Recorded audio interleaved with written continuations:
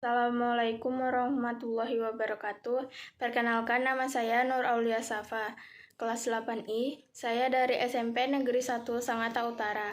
Saya akan mempresentasikan tentang kolonialisme dan imperialisme di Indonesia. Kolonialisme berasal dari kata kolonus yang memiliki arti menguasai. Kolonialisme memiliki arti upaya sebuah negara untuk mengembangkan kekuasaannya di luar wilayah kekuasaan negara tersebut. Kolonialisme memiliki tujuan mencapai dominasi kekuatan dalam bidang ekonomi, sumber daya alam, sumber daya manusia, dan politik. Sementara imperialisme berasal dari kata imperium dan dalam bahasa Latin yang berarti kekuasaan tertinggi. Kedaulatan atau sekedar kekuasaan.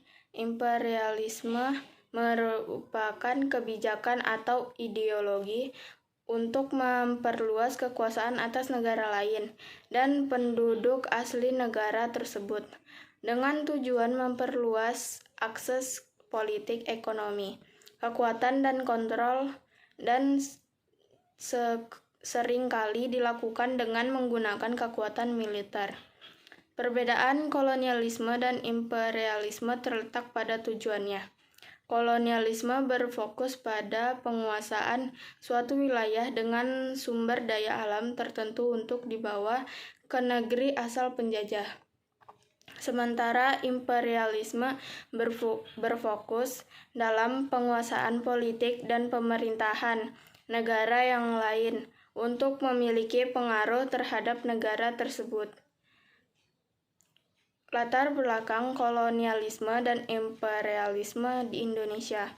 Kolonialisme dan imperialisme sudah dilakukan oleh bangsa Eropa sejak abad 15 di seluruh dunia, sampai akhirnya masuk ke Nusantara atau Indonesia. Pada saat itu, latar belakang bangsa Eropa masuk ke wilayah Nusantara disebabkan oleh beberapa hal, seperti jatuhnya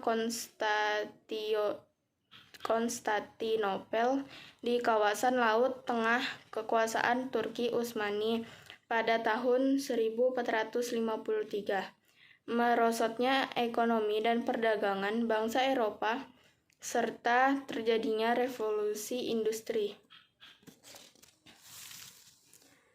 Respon bangsa Indonesia terhadap kolonialisme dan imperialisme. Ada 4 aspek utama yang terjadi di Indonesia setelah merespon sistem kolonialisme dan imperialisme, antara lain aspek ekonomi dan politik, aspek sosial dan budaya, aspek seni dan sastra, serta aspek pendidikan.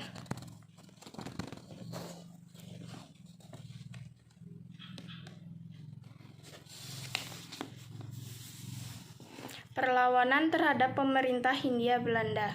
Awalnya masa pemerintahan Hindia Belanda tidak lagi menerapkan praktik kolonialisme ala OFC. Namun hal tersebut tak memuat praktik dagang dan kerja rodi. Berakhir saat Belanda kembali berkuasa, penindasan pun terjadi lagi di Indonesia. Berikut penjelasannya. Pertama, perlawanan rakyat Maluku. Perlawanan rakyat Maluku dilakukan karena mereka tidak mau orang Belanda kembali ke wilayah mereka. Saat Thomas Stafford Raffles berkuasa di Hindia Belanda, beberapa aturan OFC seperti praktik monopoli dagang dan kerja rodi tidak diterapkan. Namun saat Belanda kembali berkuasa pada tahun 1817, aturan-aturan menindas seperti praktik monopoli perdagangan, cengkih, dan kerja rodi kembali diterapkan. J.R. van den Berg, Residen Sapurua yang baru pada saat itu, juga dianggap tidak peka pada keluhan rakyat. Belanda juga memaksa para pemuda Maluku untuk menjadi tentara yang ditugaskan ke Jawa. kedua, perlawanan rakyat Palembang. Perlawanan rakyat Palembang yang dipimpin oleh Sultan Baharudin terjadi karena Belanda berusaha menguasai Palembang yang memiliki letak strategis dan kaya akan barang atau Kepulauan Bangka Belitung. Sultan Baharudin kemudian memimpin penyerangan ke benteng-benteng pertahanan Belanda. Saat pergantian kekuasaan dari Belanda ke Inggris terjadi pada tahun 1811, karena perjanjian Tuntang, Inggris memusatkan sebagian besar perhatiannya ke Pulau Jawa. Sultan Baharudin pun memanfaatkan kondisi ini dengan menyerang garnisun Belanda di Palembang.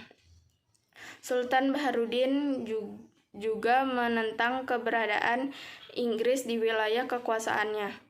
Inggris tidak menyukai perlawanan dari Sultan Baharudin pun menyerang Palembang pada tahun 1812. Mereka menjarah isi istana dan melantik Ahmad Najamuddin, adik Sultan Baharudin, menjadi sultan. Ketiga, perlawanan rakyat Sumatera Utara. Perlawanan rakyat Tapanuli di bawah kepemimpinan Raja Sisingamangaraja terjadi karena Belanda ingin menjajah Tapanuli dengan membentuk Pak Nerlandika atau ambisi Belanda menguasai seluruh Nusantara.